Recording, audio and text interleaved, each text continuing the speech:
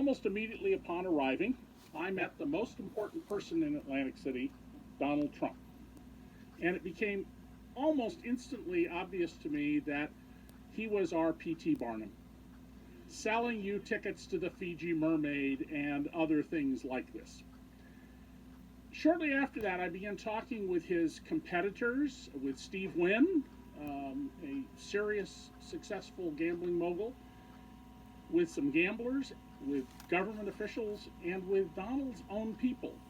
And they all told me, Donald doesn't know anything about the casino business.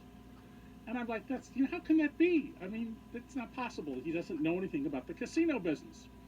So the first time Donald and I sat down to have a cup of coffee, I deliberately said something to him false.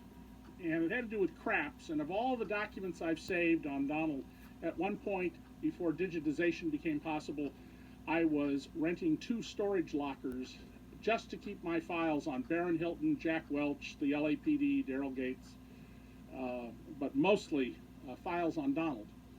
I can't find that notebook.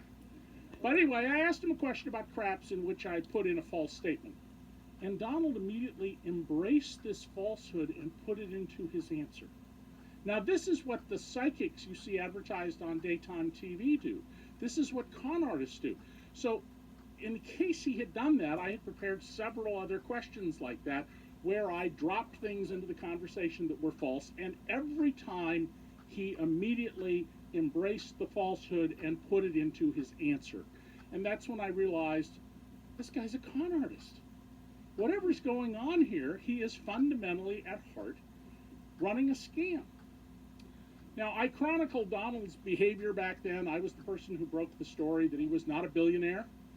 And when the official government proceedings established this a few months later in 1990, we ran in the Philadelphia Inquirer on the top front page above the masthead the story with the lead that began, "You are probably worth more than Donald Trump."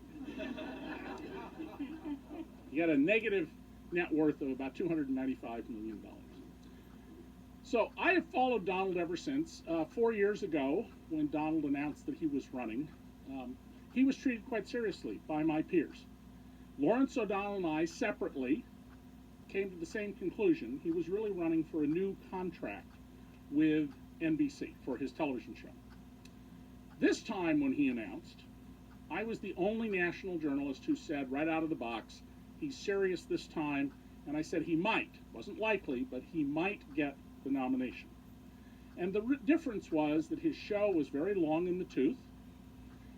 If you're Donald Trump, the worst thing you can imagine happening, short of your own death, would be for the Daily News and the New York Post to come out with covers that both say, NBC to Trump, you're fired. Secondly, Donald saw this field that had no real obvious leader, and the one guy who might have been considered presumptive, Jeb Bush, would be pretty easy to pick off. And Donald also, if he ran, would be establishing that he had a bigger audience than he had had for his show Celebrity Apprentice, and he could get a bigger contract.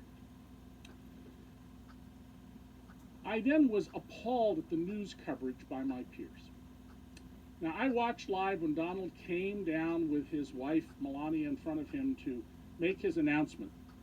And he went into this racist, xenophobic rant against Mexicans and Muslims and others. And all these young people were applauding.